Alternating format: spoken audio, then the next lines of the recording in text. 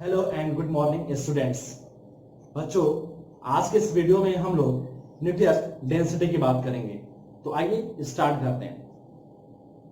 जैसा कि बच्चों आप लोग जानते हैं कि एटॉमिक मास को हम लोग ए से रिप्रेजेंट करते हैं। तो एटॉमिक मास क्या होता है बच्चों कि एक मोल एटम का जो मास होता है उसी को हम एटॉमिक मास बोलते हैं। एक मोल मॉलिक्यूल का जो मास होता है उसी को हम लोग मॉलिक्यूलर मास भी बोलते हैं। ठीक है।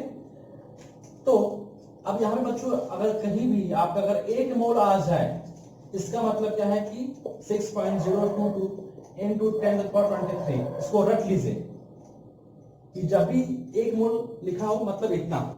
अगर कहीं पे लिखा है 1 मोल आलू तो इतना आलू हो जाएगा। एक मोल केला तो इतना केला हो जाएगा। 1 मोल एटम, 1 मोल एटम तो इतना एटम हो जाएगा। एक मोल मॉलिक्यूल तो इतना मॉलिक्यूल हो जाएगा। और ये जो वैल्यू लिखा हुआ है बच्चों 6.022 into 10⁻23, इसी को हम लोग एवोगाड्रो नंबर भी बोलते हैं, जिसको हम लोग Na से रिप्रेजेंट करते हैं। ठीक है। तो जैसे कि अभी हम लोगों ने लिखा एटॉमिक मास को हम लोग ए से रिप्रेजेंट करते हैं, तो हम यहां लिख सकते हैं कि Na एटम का जो मास होगा वो क्या होगा, ए होगा। तो अगर Na एटम का मास ए होगा तो एक एटम का मास क्या होगा, A/Na। अब बच्चों आप जानते हैं कि किसी भी एटम का जो मास होता है वो प्रोटॉन एंड न्यूट्रॉन की वजह से होता है। और हमारा जो प्रोटॉन एंड न्यूट्रॉन जो होता है बच्चों वो न्यूक्लियस में प्रेजेंट होता है। तो यानी कि हम लोग 99% बोल सकते हैं कि किसी भी एटम का जो मास होता है वो न्यूक्लियस की वजह से होता है। तो हम लोग यहां लिख सकते हैं कि 1 न्यूक्लियस का जो मास होगा वो यही होगा, A/Na। ठीक है। उसके बाद हम लोग निकालना क्या है बच्चों, डेंसिटी। तो न्यूक्लियस का डेंसिटी तो आपने पढ़ा है फॉर्मूला, डेंसिटी बराबर होता है मास बाई वॉल्यूम। अब यहां पे बच्चों हम लोग जो डेंसिटी निकाल रहे हैं वो न्यूक्लियस का निकाल रहे हैं। यहां पे मास कितना होगा, डेंसिटी को हम रो से रिप्रेजेंट कर लेंगे। मास हमारा कितना दे रखा है बच्चों, A/Na। और जो हमारा वॉल्यूम है बच्चों वो हम लोग 4/3 πr³ लेंगे। ऐसा क्यों, क्योंकि हम लोगों ने माना है कि जो हमारा एटम होता है वो स्फीयर होता है। अब जरूरी नहीं है कि सारे के सारे एटम हमारे स्फीयर हों, ठीक है, लेकिन अधिकतर हमारे स्फीयर होते हैं। ठीक है। उसके बाद बच्चों इसको हम लोग सॉल्व करेंगे तो क्या आएगा, रो इज इक्वल टू, ये 3 हमारा ऊपर चल जाएगा तो क्या आएगा 3a/4πNaR³।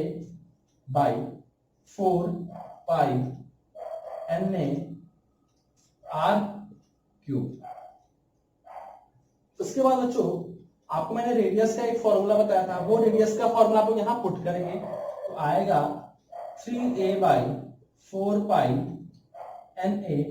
इसको हम लिख सकते हैं R0 a⁻⁴ का क्यूब। इसको हम और फर्दर सॉल्व करेंगे तो R is equal to 3a/4πNaR0³ और इसके से मल्टीप्लाई होगा तो a 3/3 आएगा, जैसे कि 3 से 3 कैंसिल। ठीक है। तो ये कितना बचा बच्चों, rho is equal to 3a/4πNaR0³ a। अब यहां पे ये हमारा a से a कैंसिल आया कितना, रो इज इक्वल टू 3/4πNaR0³। ये हमारा इसका डेंसिटी का एक्सप्रेशन आया। अब यहां बच्चों आप देख रहे हो कि जो हमारा 3 है वो भी क्या है, कांस्टेंट है। 4 क्या है, वो भी एक कांस्टेंट है। पाई भी हमारा क्या है, कांस्टेंट है, जिसकी वैल्यू होती है 3.14 या फिर 22/7। Na ये क्या है, एवोगाड्रो नंबर है। ये भी क्या है, कांस्टेंट है। आर नॉट क्या है बच्चों, एक कांस्टेंट है, इसकी वैल्यू मैंने आपको बता रखा है। तो ये सारा का सारा जितने भी इसमें टर्म है बच्चों, सारे के सारे क्या है, कांस्टेंट है। इसका मतलब क्या है कि जो हमारा जो डेंसिटी है बच्चों न्यूक्लियस का, वो इंडिपेंडेंट है, वो किसी पे डिपेंड नहीं कर रहा है, पूरा का पूरा क्या है, कांस्टेंट है।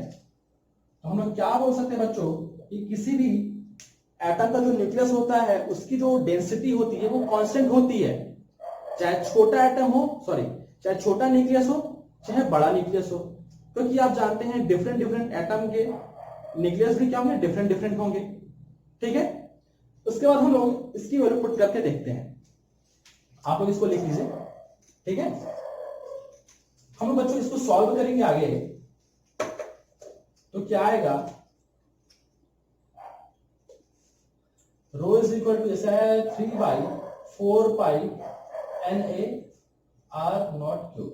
ठीक है, इतना आया। हम लोग वैल्यू पुट करेंगे तो कितना आएगा, रो इज इक्वल टू 3/4 इंटू 3.14 और NA की वैल्यू होती है 6.022 इंटू 10⁻23 और हमारा जो R नॉट है उसकी वैल्यू होती है 1.4 इंटू 10⁻15 मीटर का क्यूब। ठीक है, जो बच्चों ये सारा वैल्यू हम लोगों ने पुट किया, इसको आप सॉल्व करोगे तो लगभग जो हमारी डेंसिटी आएगी बच्चों वो 10⁻17 किलोग्राम पर मीटर क्यूब में आएगा एमकेएस सिस्टम में।